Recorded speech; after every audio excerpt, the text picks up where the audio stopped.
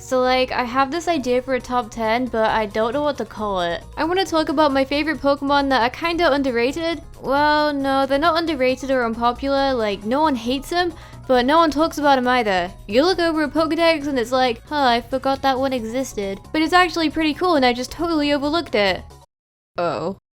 Right, so top 10 overlooked Pokemon. Let's go with that. In all seriousness though, I've had this idea for months and months and never really known what to call it. By that little explanation, you probably know what I mean by overlooked, but this list is a combination of that quality and what Pokemon I like. This isn't a ranked list of the top 10 most overlooked Pokemon. It's basically my top 10 favorite Pokemon that I think are incredibly overlooked. But that title's pretty bad, so we'll just go with top 10 overlooked Pokemon. Say for example, Durant is probably one of the most overlooked Pokemon in existence, but that doesn't mean I like it that much, so it's not on my list. I'm no competitive whiz either, so most of my picks have little to nothing to do with the Pokemon stats and so on. With that said, I'm gonna show you what are my top 10 overlooked Pokemon. Number 10. Yanma/Yanmega. Yeah, you probably saw this one coming. If you didn't already know, Yanma is my favorite Pokemon of all time, and in general, it and its evolution are extremely overlooked. Probably not as much as the others on this list, which is why I put it so low down. I have tried to have this list be a mix of how overlooked the Pokemon is combined with how much I personally like it, but I didn't think it would really be fair to have my intense personal bias push it up higher than it really deserves to be. Yanma is my favorite Pokemon because as a kid, I was a real bug catcher. Where I live, the bugs you get really aren't that interesting, but dragonflies? Whoa. I'd never seen one, but reading about them in books fascinated me. So naturally a dragonfly Pokemon had huge appeal to me. While Yanma is my favorite, Yanmega is really cool too, and I would definitely say that it's the most overlooked of the Sinnoh evolutions. Remember, unpopular does not mean overlooked. Say, Probopass and Licky Licky are generally pretty disliked by the community, but the point is that they're still talked about. Oh, and by the way, in Japan, Yanmega's name is literally Mega Yanma. Complete coincidence, but it's still pretty funny. Number 9. Lumineon. Lumineon is a Pokemon that ironically enough has gained a reputation in recent years for being forgettable. So for this reason it's lower down on the list. It is easy to overlook Finneon and its evolution, considering they're both only available via fishing in certain areas. Lumineon was just not marketed very much at all either. I always thought that Finneon and Lumineon were based on sea butterflies, with their fins looking similar, as well as their luminescent capabilities. There's not much more I can say about Lumineon other than, it's pretty. But I do still believe that it deserves more attention than it gets. Number 8. Castform. You know that one Pokemon you get given as a gift for saving the Weather Institute, only to get boxed and never used again? Yeah, that one. Castform isn't talked about very much at all, but if it is, it's probably something along the lines of, Castform's bottom looks like something naughty.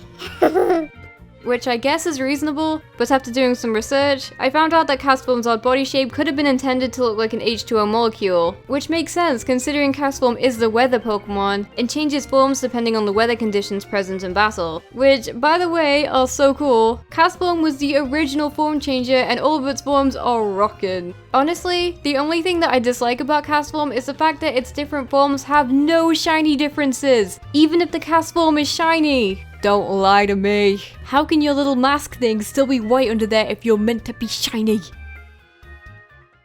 Number 7. Tentacruel. Probably not one you were expecting. I've grown to like Tentacruel quite a lot the last couple of years. Spoiler! This is the only Generation 1 Pokemon on this list for obvious reasons. Generation 1 Pokemon are overlooked. Original 150, one of the best!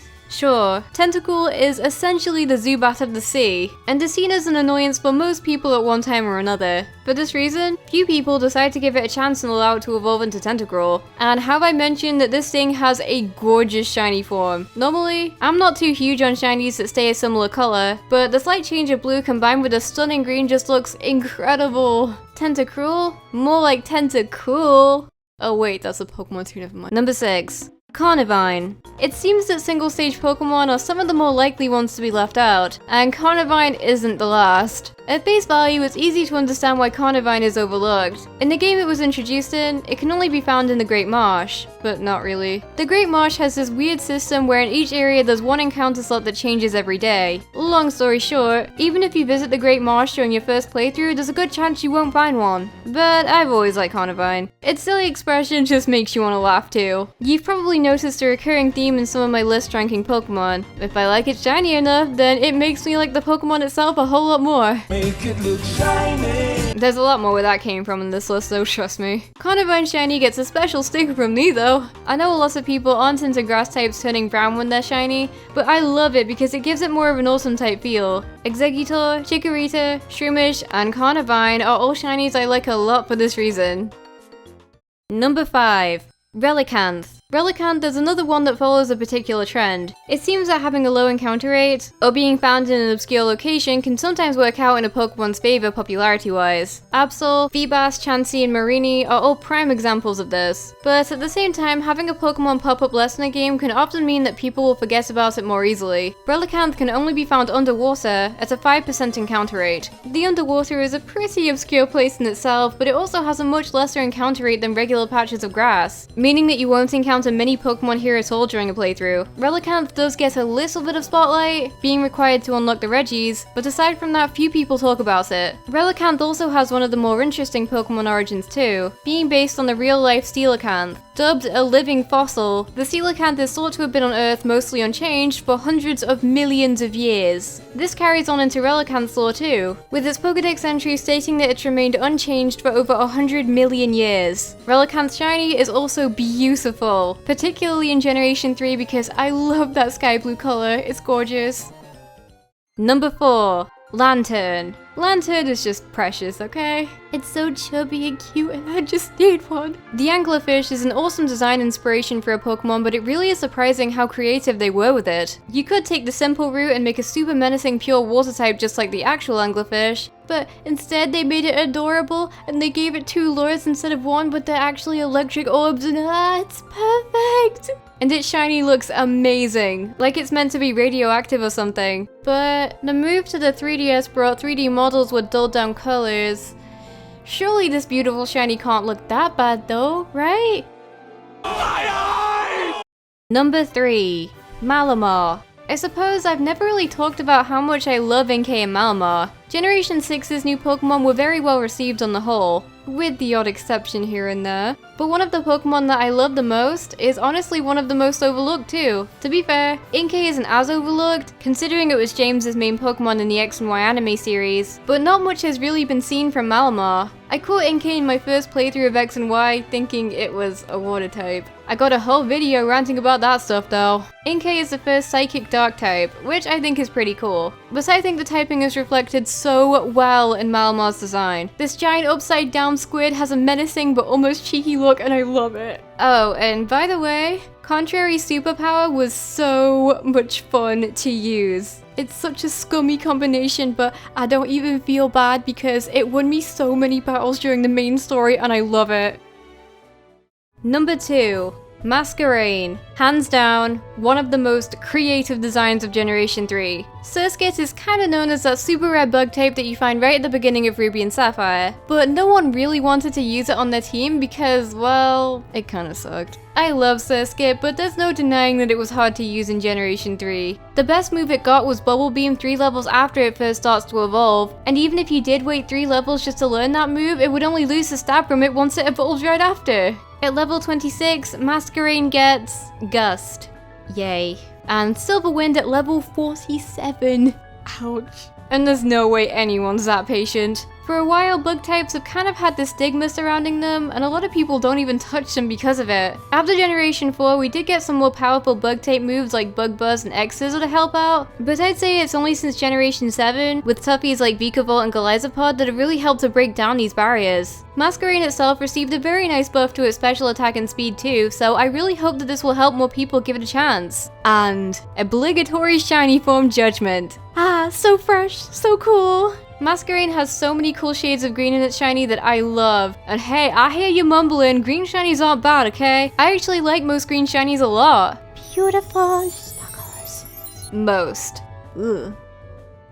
Here's the point in the video where I talk about a bunch more Pokemon that I didn't put into the top 10, but I still want to talk about them anyway because I feel like it. I mean honorable mentions. Yeah.